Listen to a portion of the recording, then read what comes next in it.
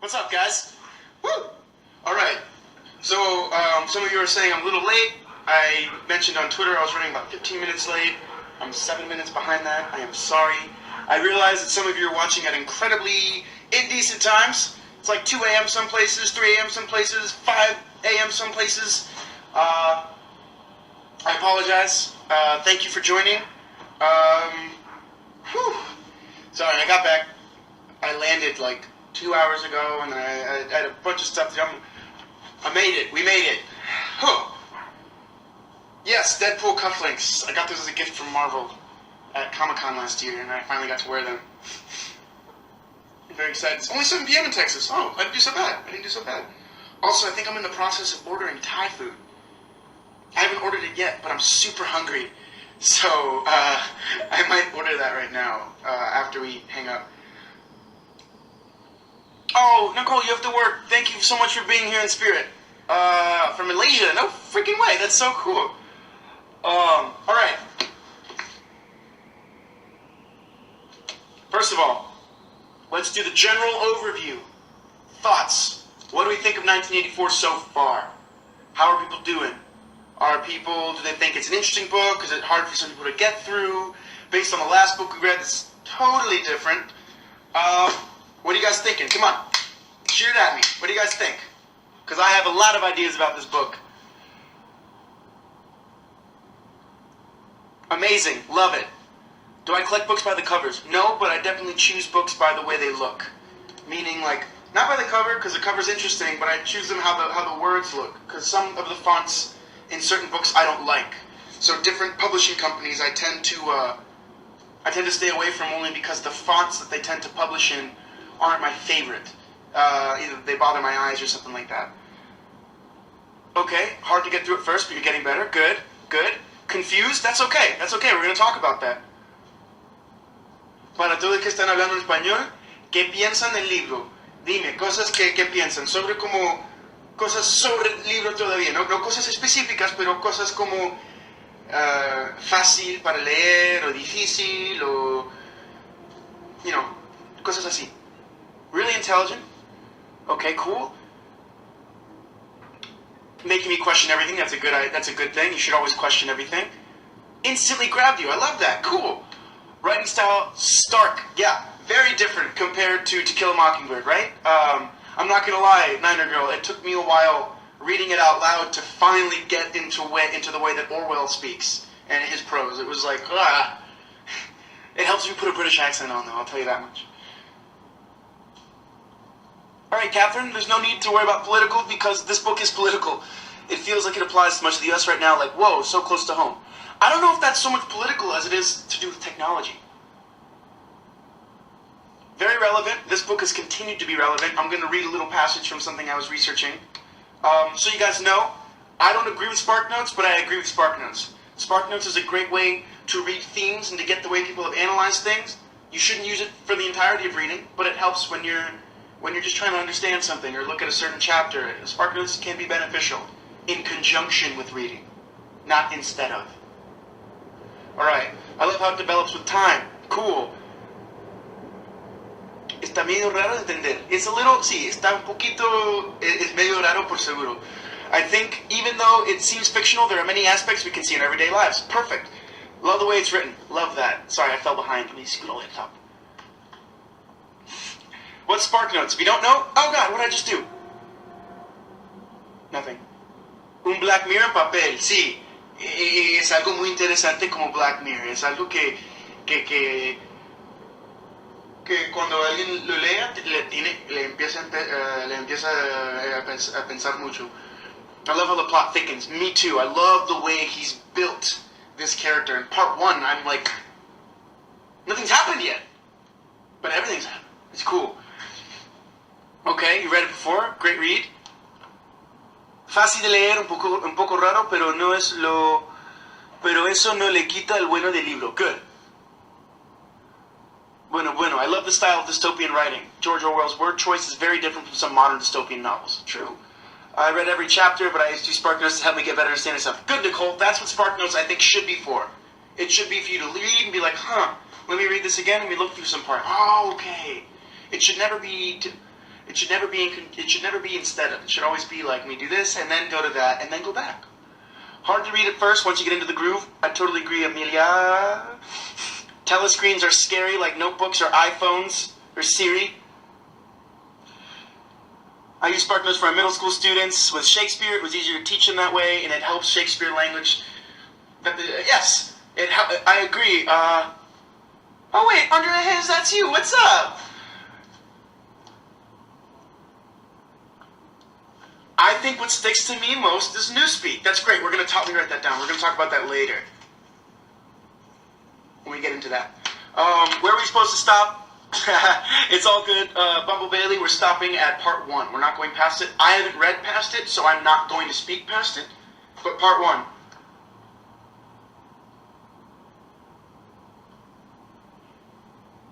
Oh, I've seen that episode. Black Mirror is trippy. Big Brother scares the hell out of me, as it should. It is a scary concept.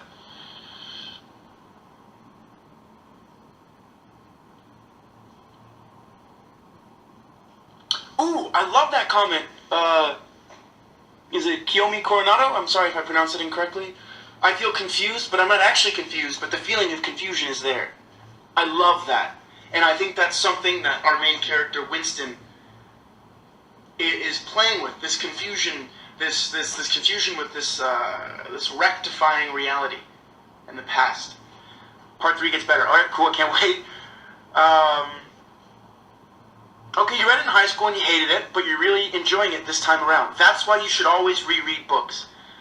I will tell you guys this, after rereading Slaughterhouse-Five, after we finished reading it and ruminating on it and thinking about it, it's no longer my favorite book. It's up there, but it's still one of my favorite books, but it's not my absolute favorite anymore, which is cool, interesting. Contrast between Julie and Winston, interesting, right?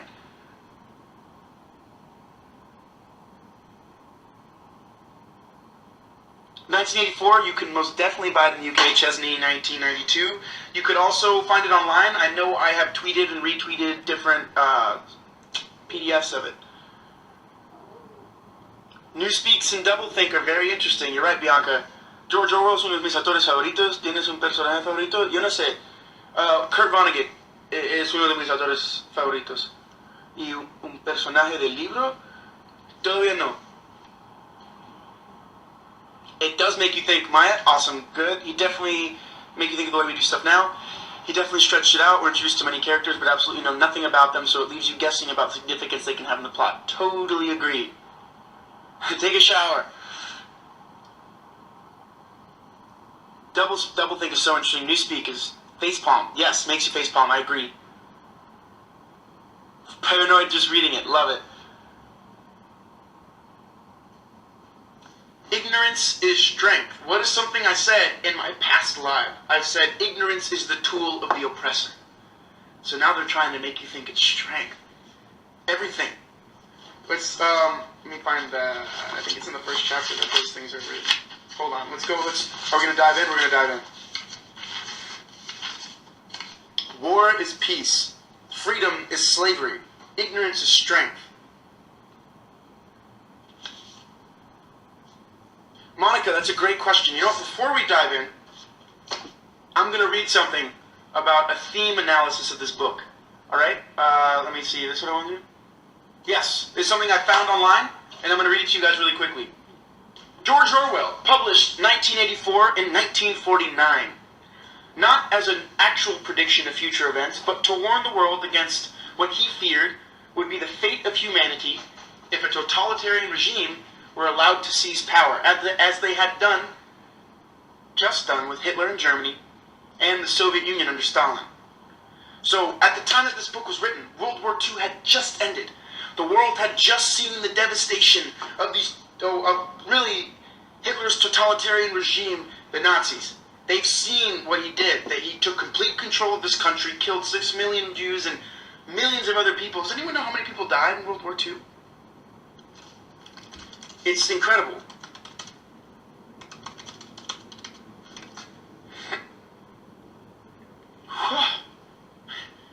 Like 80 million people died in World War II. Something just absolutely, I don't think you can fathom how many people that is. Hold on. So here we go.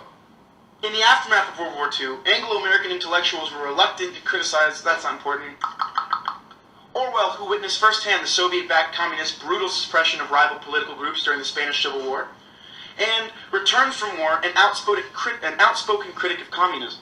For the rest of his life, he worked tirelessly to expose the evils of totalitarianism. To reviewers who wished to see this book as a critique of communism, Orwell maintained that he had set the book in Britain in order to show that totalitarianism could succeed anywhere, if not fought against. In the novel, Ingsoc, or English Socialism, Ingsoc is the newspeak word for it, represents the worst features of both the Nazi and the communist regimes. The party's ultimate ambition is to control the minds as well as the body of its citizenry and thus control reality itself. That's one of the themes we see in the book, reality control. Think of all the ways that Big Brother in the book is trying to control the reality that the people live in.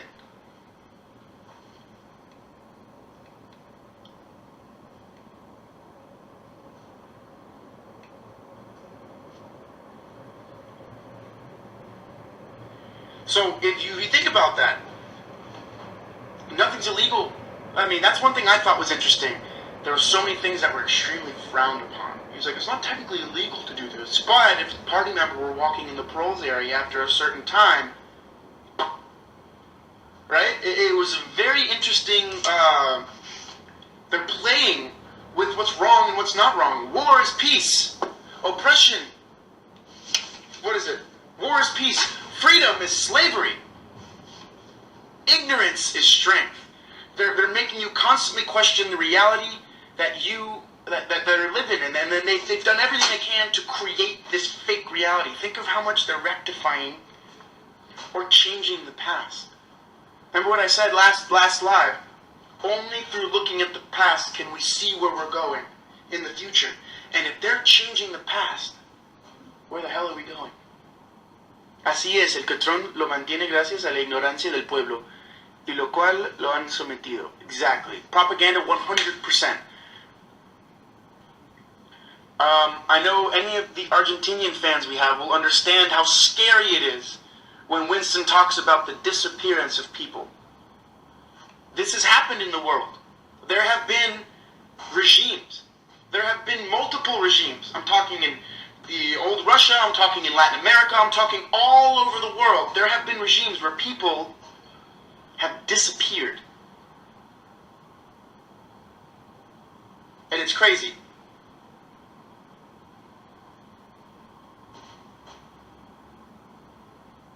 Exactly, with the phrase freedom is slavery, they're slaves without releasing, and thus thinking they're free. I mean, one of the questions that Winston asks is like, what would be better? Is freedom really great? And that's to me one of the hardest scenes to read. For me, that really hurt me, was like, when he follows that old man, when he follows the old man into the bar and he gets him a beer, and he talks to them, and he's really trying to extract this, because that's what he's really trying to find out, but he can't directly ask the question. He's like, is this really all there is? Is this as good as it gets? Freedom is to be able to say freely that 2 and 2 are 4. If this is granted, everything else will come by its counted steps. The telescreen. Are we really free? Very good question. The media manipulates everything here in Brazil. Stella, I'd like to... Okay, there's one thing I want to talk about really quickly, because my mom and I were talking. My mom's a brilliant lady. And her and I had expressed what I was saying, and she's like, be careful. I don't want you guys to get the wrong idea with our book club. Remember, my goal in doing this book club and talking to you is that you guys get the inspiration and the drive to educate yourselves. Never trust anything anyone says, even me. I'm wrong a lot. Remember, we're all pillars of salt. Who remembers that? Remember, we're all pillars of salt, so your job is to watch both sides. Read everything and everything in the middle, and then determine for yourself what is right. We're in a time where, on both sides of the spectrum, the media is only serving its purpose, to promote their point of view. Truly objective journalism, unfortunately, is very hard to find now.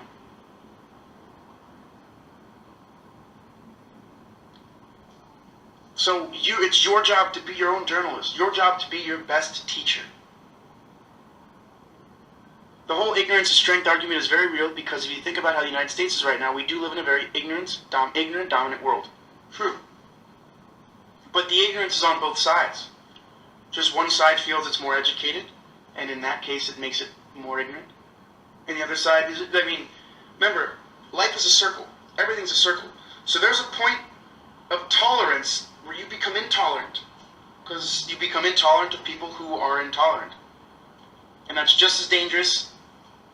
Remember, everything's a circle, and your job is to find the middle.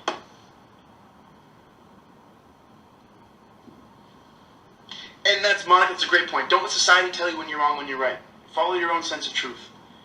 In the end, we shall make thought crime impossible, because there will be no words with which to express it. Alright, let's talk about that really quickly. Oh wait, we'll talk about that when we get there.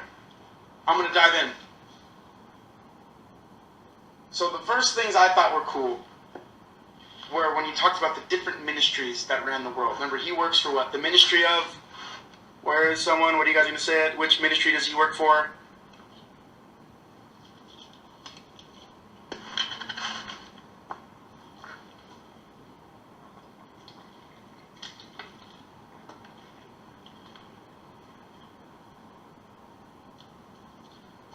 Well, this is something... Oh boy, I cannot pronounce your name. I'm sorry. It scares me how people in 1984 are easily manipulated, and how people now are getting more like them every day. That they can't think for themselves and they just want to live free. Well, one thing that a lot of people... Ministry of Plenty, good stuff. Ministry of Plenty. Malakoi, awesome. Ministry of Plenty. But one thing that I was taught, because my father's from Cuba, in case you guys don't know, he left Cuba at 5 days old during Castro's regime, when he was able to leave with his father. And the one thing that they teach there, that to me my dad said to me many times, and has been said in democracy, said in the United States, democracy and freedom is only one generation away from being gone.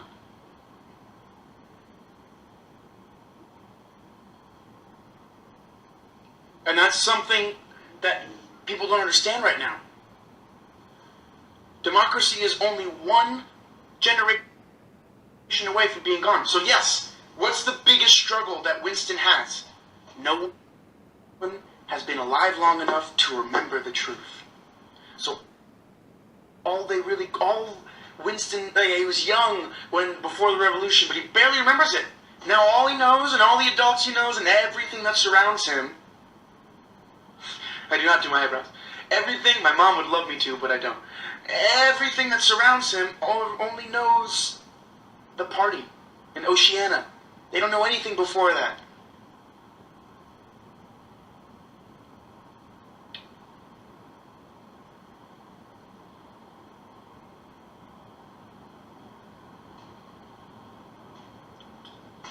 And that's why it's very dangerous.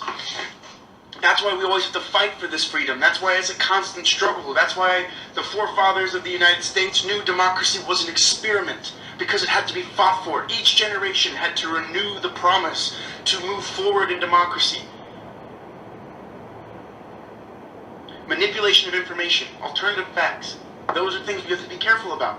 Those are things we have to pay attention to from both sides. Just because one side seems like it's telling us the truth doesn't mean it is. Doesn't mean it's not. And the other side maybe doesn't. And that's exactly it, Slick Nick. Power of the people. The people hold the power. Always. Whether or not we believe it. One of my favorite quotes in V for Vendetta is, people should never be afraid of their government. A government should be afraid of their people.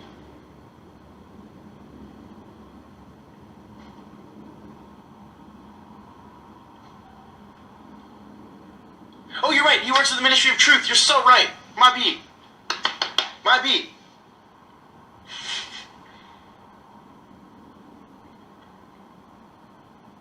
Yeah, that's on me. That's on me. Okay. So in the beginning of the book, we meet Winston. And we learn that he did have a past before the party, but he barely remembers it. But I think the proles are free. Think about all the things they're allowed to do and allowed to have. They're allowed to express themselves in a way that 1984 isn't. And I think one of the biggest themes is the loss of individuality. In the research I did, they call it the individual versus the collective identity. To me, it's the loss of individuality.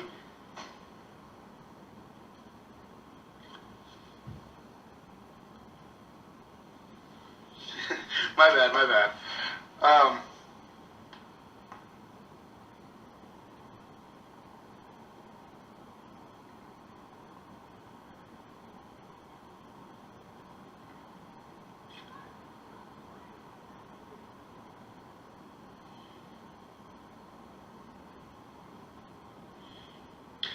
I've never seen The Giver, but I read it in school. That was one of the books that I actually really liked, and I read the whole thing. I might put that on the list. Maybe.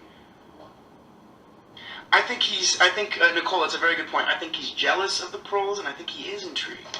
What life must be like, that freedom that he does desire. And one thing they talk about is that innate understanding of what freedom is. Like, an animal doesn't know it's free until you put it in a cage. And then it knows, and its behavior starts to exhibit that this is not what it should be. This is not where it should be.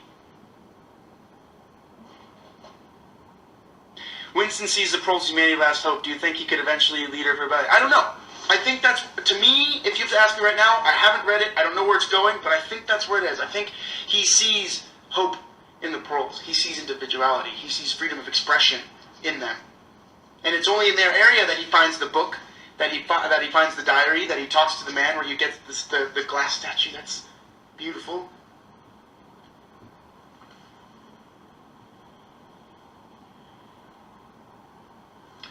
Chesney, what do you mean, explain Winston?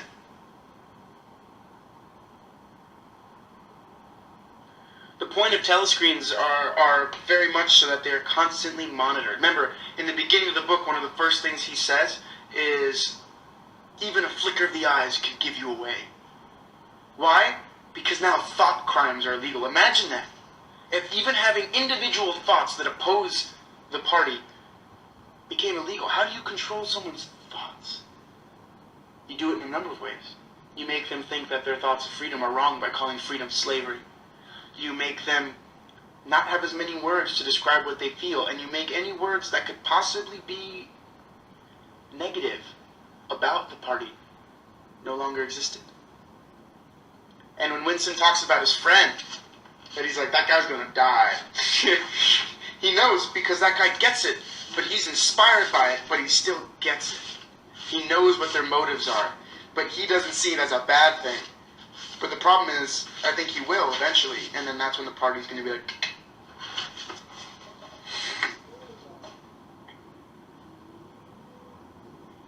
See, the funny thing is, Winston's a rebel without even knowing what that really means. He's just questioning. I think Winston's... Yeah, Syme is the guy that does that. He's like, oh wow, the number of words, and oh wow, newspeak. To me, that was the scariest thing. Why? Because words carry weight. Alright, this is a little tangent I'm going to go on real quick. My mom once taught me this. She goes, always be careful about what you say. When you say it, it can never be taken back. It can never be unheard. Because words have power. Language has power. That's why when you see people who don't care for language, you should pay attention. Always. Regardless of who they are. Language has power. Your words have power. You use specific words for specific reasons. And when they start taking out your words,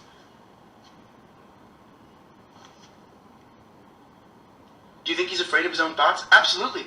Maya, I think he's absolutely afraid of his thoughts because he recognizes it. The thoughts he's having is a thought crime.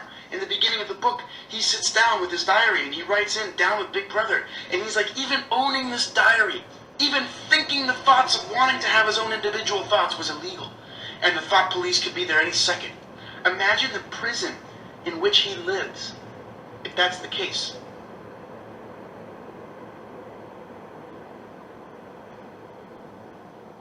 What influence could O'Brien have on Winston's character development? There's that spark of someone else is on my level, and I think everyone here will agree when you recognize someone else that you connect with,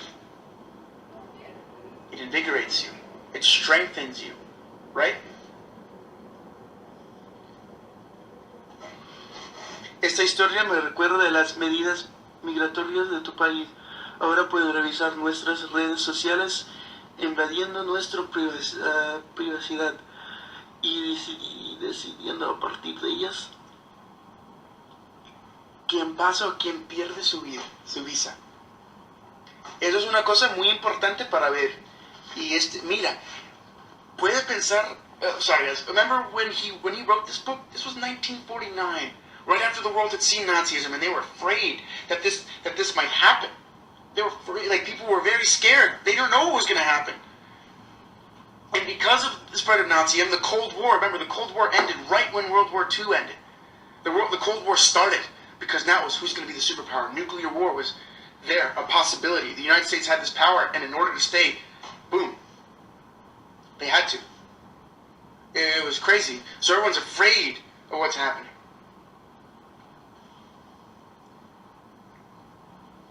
But remember, fear is a huge tactic too. Don't ever forget that. That's one of the things in this book. They use fear.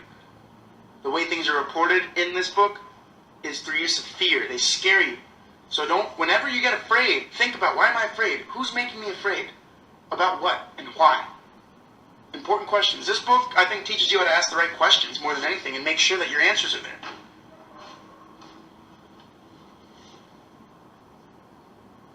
Exactly, I'm sorry, I can't pronounce it. It says, fear drives people to do things they never usually would under normal circumstances. The party uses fear to manipulate population.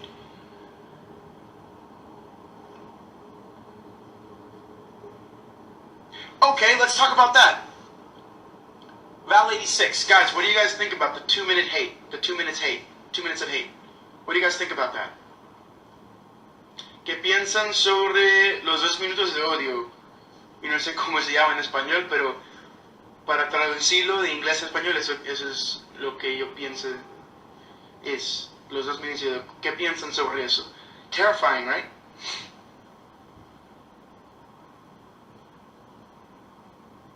But the 2 minutes of hate, I think that was a super important part. Why? It's a ploy. Scary. Very similar to The Purge. But, to me, it shows something.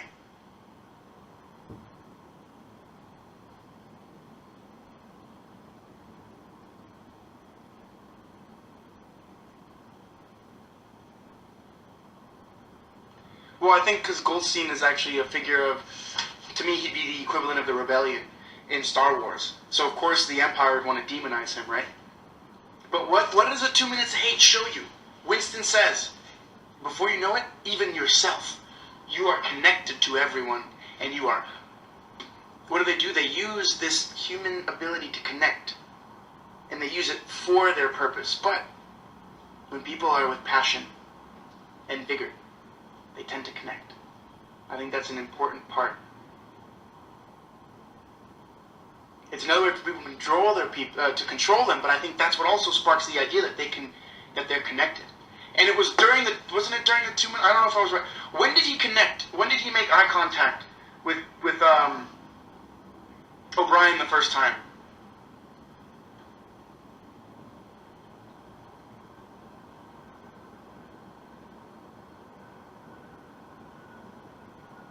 It's definitely mob mentality.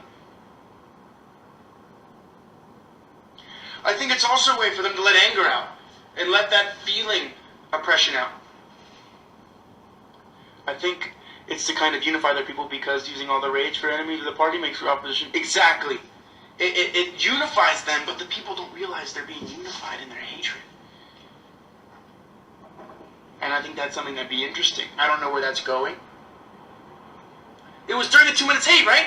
Think about that. Think about that. Everyone's having this connected moment. Even Winston, like before he knew, was yelling and stamping his feet and calling that guy a pig, but he was able to connect to someone. I think there's something in that. I'm not sure. There's something in that. Pienso que siembran este sentimiento de odio en el pueblo para tener influencia en las personas, en que sentir por quién. Claro, así es.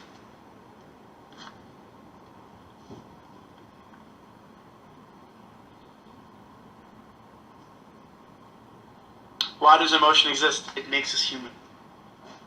Something the party wants us to stop being. The party wanted them to stop being. They want to be machines. I think think it is foreshadowing. An individual dies during the 2 minutes hate. But the populace is connected. I think that's important.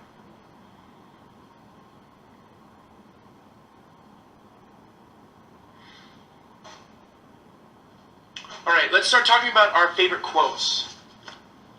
What do you guys think? I want to pull through.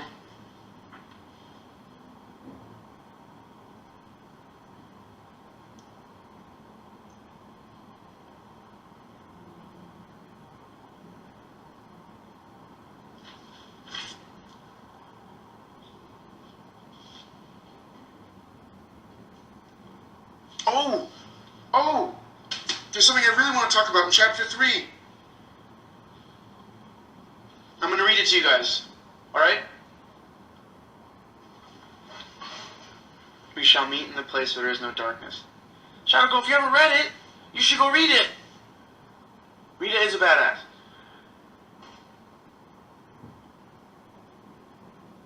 Until they are conscious, they cannot rebel. Until they rebel, they can never be conscious. How crazy is that idea? I love that quote. Love that quote. Good quote.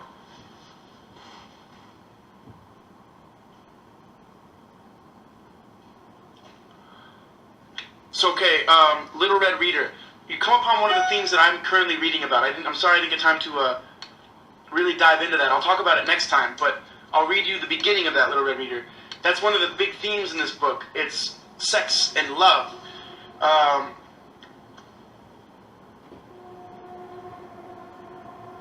As Julie observes, the party polices sexual relationships because it realizes that hysteria caused by sexual frustration can be harnessed into war fever, leader worship.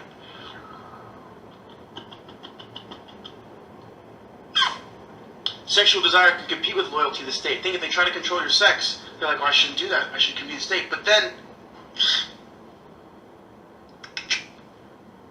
I don't know. But hold on. I'm going to read this one part from chapter 3, because there's something about the loss of deep emotion I want to talk about.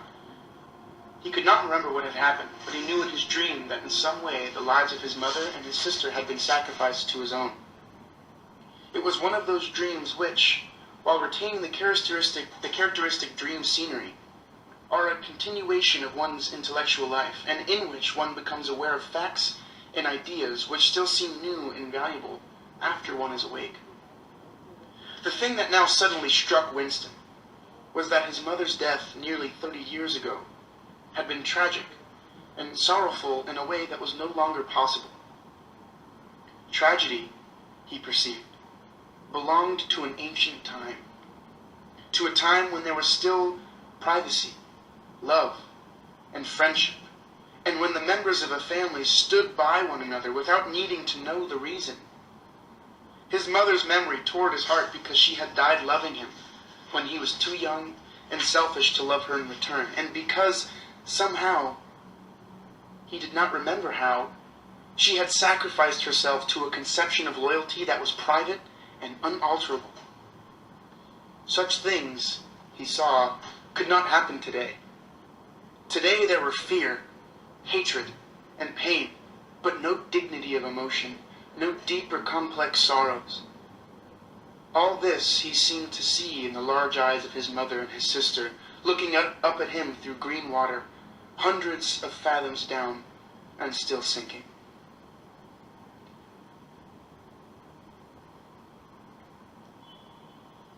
So that was from chapter 3, and there's something interesting there. The party was able to take away deep feeling, the understanding of one's family. Remember, he said no one's friends anymore. They were able to break down the connections that bring people together. The familial connections, unconditional love. They were able to pick that up. Uncool. To me, that was one of the most powerful parts.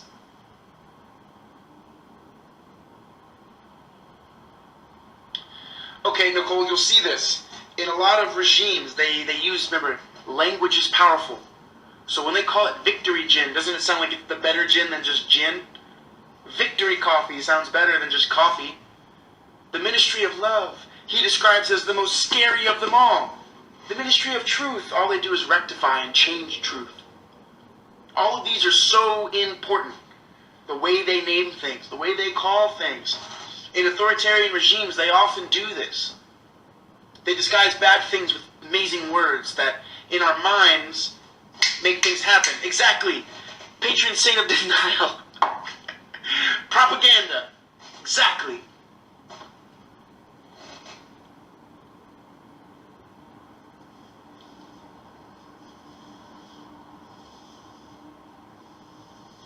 The ministry of peace promotes war. Think about that. They constantly want you to attach different meanings to words that we have an inherent understanding of. That's something I think is super cool about this book. And Lexi, I'm going to contradict you there. I don't like the idea of newspeak. It scares me. Te pones a pensar si lo que pasó en el pasado es verdad o lo inventaron. Pero eso es una de las cosas que the party quiere. Ellos quieren que tú no sabes lo que está pasando o lo que ha pasado. Ellos quieren que todo lo que ves es algo que ellos crearon. Algo que ellos lo han hecho para mantener esta idea que ellos son los mejores, the party. Que ellos tienen todas las respuestas. Ellos saben todo. Crazy.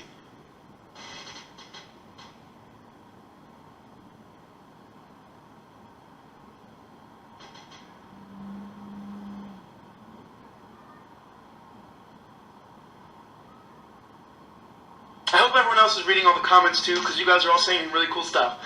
If I ever go quiet, that's why. Okay, Bianca, this is something that's a good question. Everyone, I want you guys to answer this question that Bianca's asking. What do you guys think about the woman following him?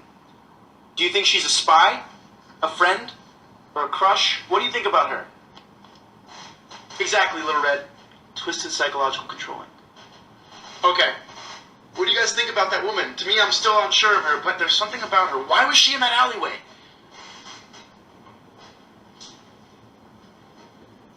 She's so sus. Am I right? Good. Yes. Spy? You guys think she's a spy? Love interest? Okay. Friend? Una espía? Okay. Non-trustworthy. Interesting. I'm going to pose a question. If she's a spy, but not a real spy, because Winston saw her following him. Remember, he said a real spy, she would never know. If she was trying to be a spy or catch him, wouldn't she face just as much trouble if she got caught in that zone by herself?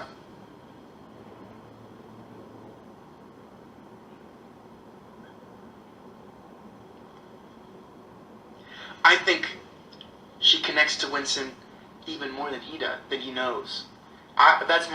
We'll see. We'll see. I don't know. If anyone knows, don't spoil it, or I'll kick you off the book club. I'm kidding. I might. I don't know. But Mary Katenik, Mary Kate.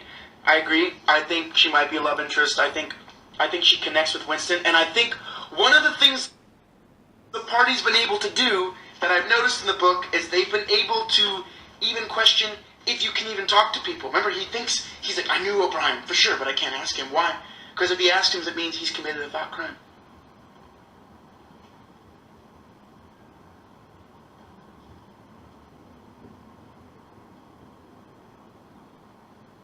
I think so too, Top Mummy.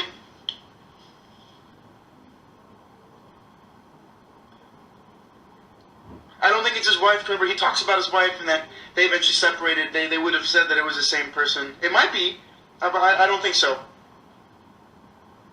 Yes, Kat, newspeak is definitely a measure of control because it's limiting what you can think. Because, have you guys ever thought about this? Okay, maybe for some of you that speak other languages, are there ever thoughts you have in one language that you can't put in words in another language? You just have a thought, but you don't know how to explain it.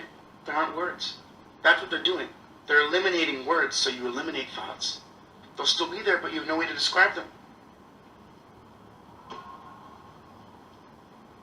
I think Mercy, I think you're right. I think she relates to him.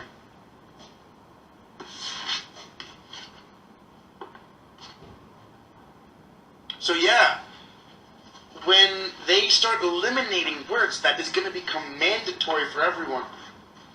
They're literally eliminating thoughts that you can have. It's a scary thing.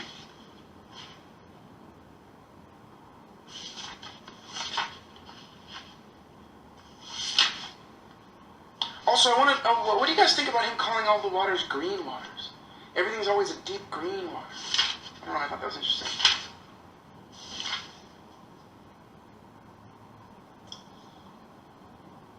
All right, we're going to talk about this now. I think she is a rebel, Stella. Well, I mean, if you study the other communist regimes, remember, even the former Pope Benedict was one of, like, the Nazi youths, because kids can be manipulated. That's one of the things, remember, the loss of innocence. It can happen, and if they're brainwashed into thinking a certain way. Remember, there's that song from South Pacific, you've got to be taught to hate and fear. So if someone is taught that from a very early age, it's all they know. I think love comes more naturally. Love is something that we all universally speak, whether or not we know. That's why little kids don't even notice things until their parents teach them. But they can be used for bad purposes. And they think they're doing well. Why do they tell on people? Because they think they're doing what's right.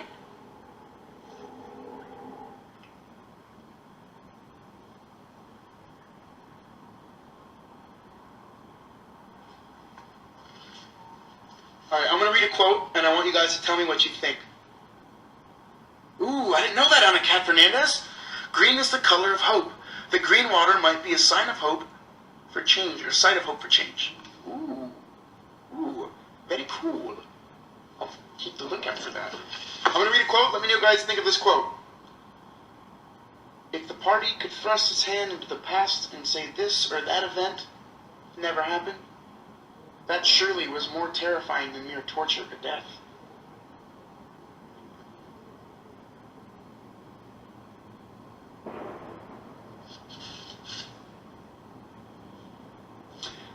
You could create dead men but not living ones. I think that goes into the quote that I just said. If I could make up some guy that invented television, remember he said, oh, everything was invented by the party, everything cool was invented by the party, everything that you guys cherish, invented by the party, but there's nothing to prove them wrong. Who's to say they're not wrong? I'll say it one more time. If the party could thrust its hand into the past and say that this or that event, oh, that never happened, that surely was more terrifying than mere torture or death. Ooh, okay. There's a passage I wanted to read to you guys, and I know I wanted to read it to you guys because that's my note. What the fuck? So let me read it for you guys. Stand easy, barked the instructress, a little more genially. Winston sank his arms to his sides and slowly refilled his lungs with air. His mind slid away into the labyrinth world of doublethink. To know and to not know, and not to know. To be conscious of complete truthfulness while telling carefully constructed lies. To hold simultaneously two opinions which canceled out. Knowing them to be contradictory and believing in both of them. To use logic against logic, to repudiate morality while laying claim to it, to believe that democracy was impossible and that the party was the guardian of democracy, to forget whatever it was necessary to forget, then draw it back into memory again at the moment when it was needed, and then promptly forget it again. And above all, to apply the same process to the process itself. That was the ultimate subtlety. Consciously to induce unconsciousness. And then, once again, to become unconscious of the act of hypnosis you had just performed. Even to understand the word doublethink involved the use of doublethink. What are they doing? If you can't trust yourself, what can you trust? The party. If you can't trust what you've seen with your own eyes and you remember with your own memory, what can you trust? Terrifying.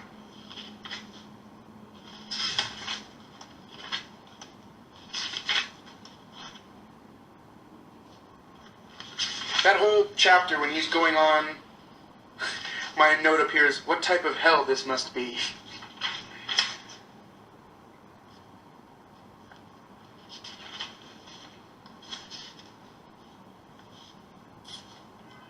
Another question I asked myself was, can a lie become a truth? Isn't a truth always a truth, whether or not someone says it's a lie? Okay, very good, Little Red Reader. Yes, you'll see a lot of these themes in Animal Farm as well, because these are things that Orwell was constantly battling with his past and whatnot. Next time we talk, we only have about 10 minutes left, 13 minutes left, we'll talk about that. We'll talk about Orwell's past and why he writes this book. Right, Linda, I want fake news. While I don't agree with Trump trying to delegitimize the media at all, in any way, shape, or form, I think there's a question that you have to ask. Any news source you watch, why are they telling me this? Is this really news? And if it is, what is behind their motive? It's very important, always, no matter who it is. You always should question, question everything. Especially pillars of salt.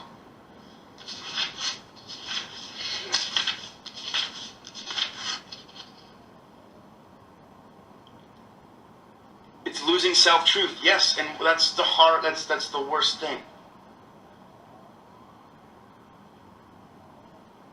If you have no way to prove it's true, is it still true? That's the question. No. I don't know. I can't tell you.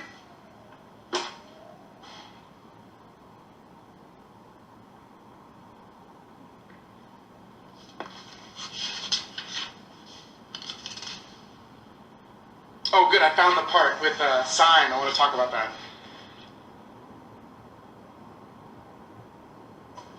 We're getting language into its final shape. The shape it's going to have when nobody speaks anything else.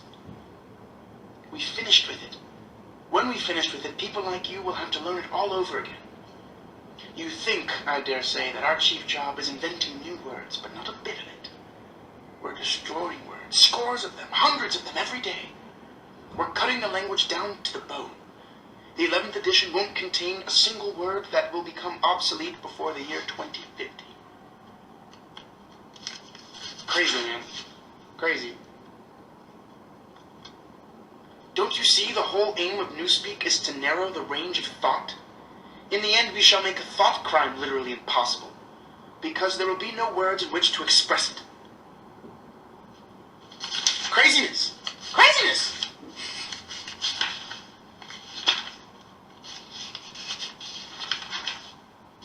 We have about 10 minutes left, so in 5 minutes we'll start talking about tomorrow, the next reading.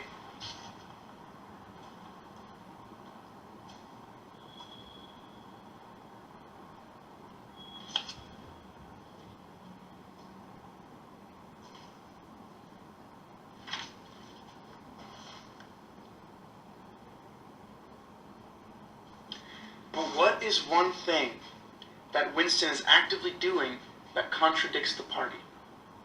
Something that I thought was super interesting.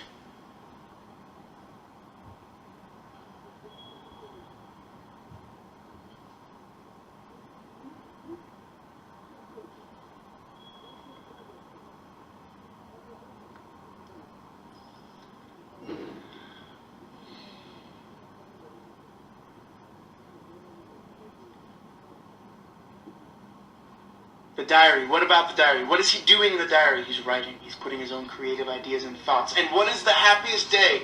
What's the best part of Winston's life? The part that he's like, the only true joy he ever got out of his job. What part was it? When he gets to be creative. When he gets to say, ooh, how am I going to make this, how am I going to rectify this? Ooh, this is where I get to be and express myself through this. Human expression is individuality. Creativity is individuality. Creativity is who we are. We are humans, therefore we must create. We are all creators.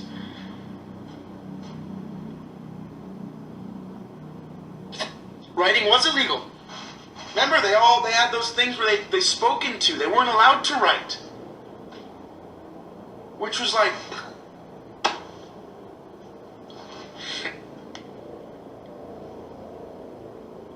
He isn't afraid of truth. He's using courage. He has hope, and he gets to pass on his messages. Right. Creativity is his joy. Freedom to say the truth. His truth. That's his truth. He gets to write it down. It's his.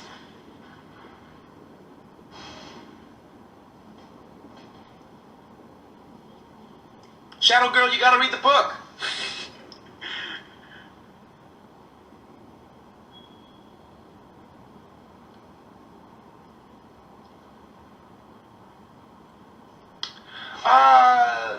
I think cursive is just becoming less and less used because there's less, I don't really know why that is, but there's a less about the formality of writing. There's less, you can have your own style. Now, I remember cursive used to have to be very exact. Like one of my aunts writes beautiful cursive because she was like forced to learn how to do that. I don't think also she wants to write, you want to write well. Exactly, it's the only part of the day that makes him be a little in control of some of it. Even taking a walk, he questions it. Can I go for a walk if I'm caught in the side of town? Oh my gosh, I'm having these thoughts. If they caught me here, I'd have to lie. I'd just say I'm finding razor blade. But in that moment, he gets to be completely himself.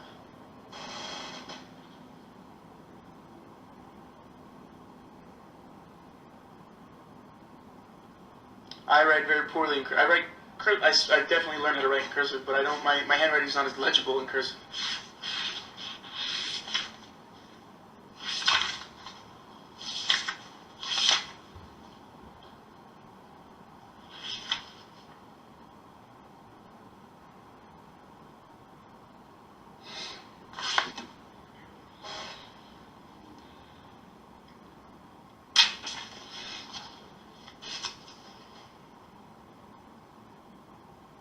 He is upset that he got rid of that picture of Jones, Aaron, and Rutherford because then he's like, well, that was the truth.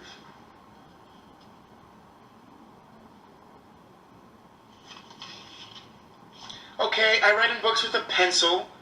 Hueya. I write in books with a pencil. It can be erased, and this is how I get a lot of the ideas to talk about. I don't like bend the spines or do something savage. I just make little notes. And they're my books. And the cool thing is, I gave a friend of mine Slaughterhouse 5 because she wanted to read it, and all of my notes are in there, and she's going to make notes, and then I'm going to get it back, so I'm going to get to see what notes she made. It's kind of a cool idea. Get a book you really like, put some notes in it, make your own notes, and then see what other notes people make.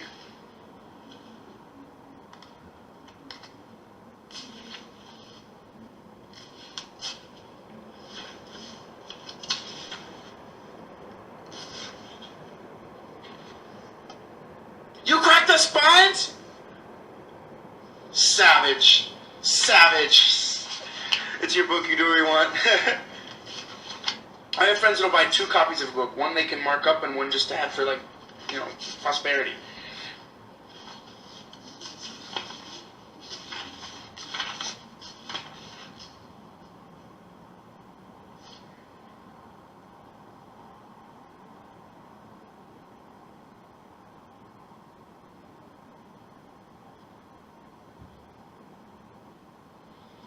Alright guys, we have about 5 minutes left.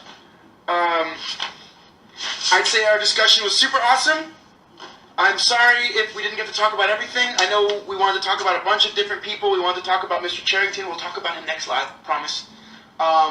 Let's talk about what we're reading. Let's talk about the next half. Let's talk about the next section, part 2. Part 2 is a little bit longer than part 1, but I think we can do it. What do you guys think of having a live Monday, another Monday at this time? Is that cool, or should we do it on a Sunday?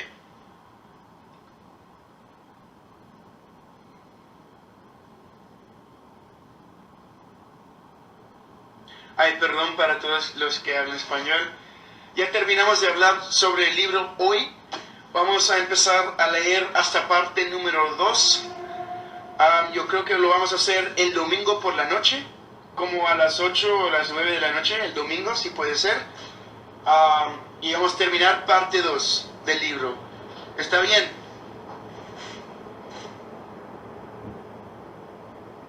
Oh, Es un fan de mi hermano, de la fotografía de mi hermano. Qué bueno.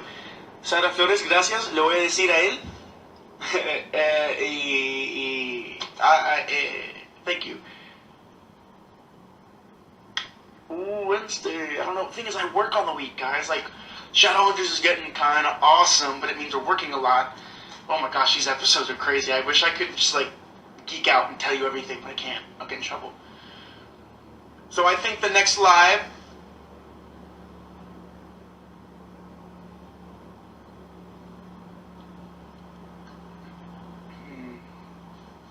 Let me see. Déjame chequear algo.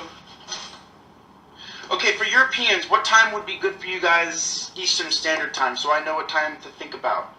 Like, if you guys are saying, like, you guys are like 6 hours ahead. So if I do it like a 4 o'clock Sunday, that's like 10 p.m.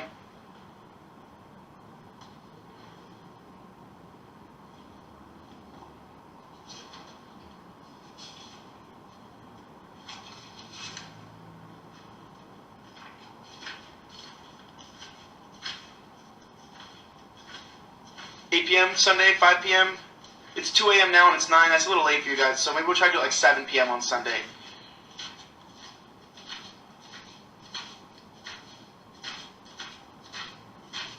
Alright. Yeah, it's about, it's like 160 pages, almost. It's almost 160 pages. Alright, I don't know what my schedule is on Sunday yet. I might be out of town again. I'll let you guys know where later. So let's plan for a 7 p.m. on Sunday.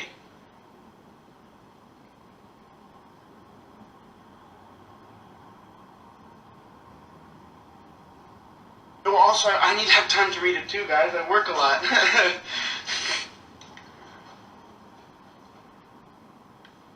I will save the live and I will post it so it'll be up for 24 hours. Alright, we're at 2 minutes. Read part 2. As of right now, it's Sunday. I might change it to sometime during the week. How does that sound? But as of right now, let's try to get it done by Sunday the 29th. If anything, it'll be before Halloween, or I don't know. I don't want to promise anything. Alright, let's make it Wednesday, the day after Halloween, so we can talk a little bit about Halloween. How does that sound? We'll make it Wednesday. Wednesday? I'm getting the countdown, so it might cut me off at any second. Alright, here's what we're going to do. I'll tweet about it.